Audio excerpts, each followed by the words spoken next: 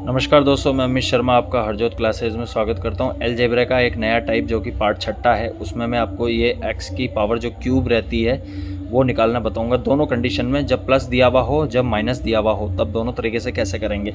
दोस्तों, जैसा हम हर बार आपको बाकी के 5 पार्ट में बताया होगा कि सब कुछ पता हमें यहाँ से पता चलता है कि यहाँ पे क्यूब दिया हुआ है, स्क्वायर दिया हुआ है, तो वही चीज़ हमें इधर भी बेस पे करते हैं। जैसा कि यहाँ पे क्यूब दिया हुआ था, तो अगर मैं इसको ए मान लूँ और इसको बी मान लूँ, तो ये ए क्यूब प्लस बी क्यूब के फॉर्म में हमें दिख रहा है। तो हम इधर भी क्यूब कर लेंगे। इधर क्यूब करने का मतलब ये हो गया कि इस 5 का क्यूब करेंगे। 5 का क्यूब तो कर लेंगे, 125 आ जाएगा। ठीक है, वो भी कैसा है कि 5 गुने 5 गुने 5। ठीक है, ये आप समझते होंगे। ये ए क्यू प्लस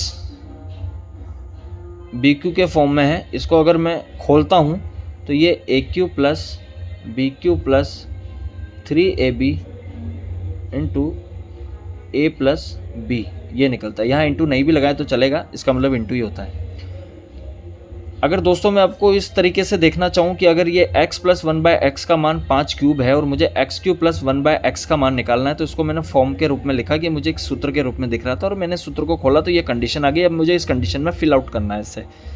इसको मैं फिल करूँगा। ए क्यू का मान जो कि मेरा x है तो x का क्यूब हो गया, बी क्यू का मान 1/x है तो 1/x का क्यूब हो गया, plus 3 into x into 1/x, x plus 1/x। इसको x से x गया, x Q plus 1/x plus 3 x plus 1/x बचा मेरे पास। और इधर ये q के फॉर्म में था जो कि 5 का था, क्यूब 125 होगा, आ गया सीधा। इसको अगर मैं और सही तरीके से लिखूँ तो ये x Q plus 1/x Q plus 3 into x plus 1/x बच रहा है। इसको मैं पक्षांतर करूँगा इधर तो 125 माइनस, चूँकि प्लस में है माइनस में हो जाएगा, 3 इंटू एक्स प्लस 1/x बराबर x Q plus 1/x Q. इसी का मान हमें पूछा था और इसको मैं इस तरीके से लिख सकता हूँ जो कि सूत्र के अनुसार आया है। x प्लस 1/x का मान ऊपर क्वेश्चन में मुझे 5 दे रखा था, 5 फिल कर दूंगा। 125 5 तरी 15, 125 माइनस 15 जाएंगे तो कितना बचेगा, 110, जो कि इसका आंसर है।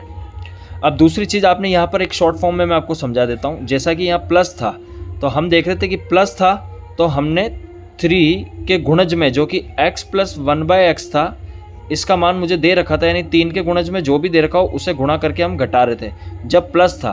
तो जब माइनस आ जाए तो इधर भी 4 का क्यूब करेंगे। 4 का क्यूब कितना होता है, 4 चौक 16, 16 चौक 64।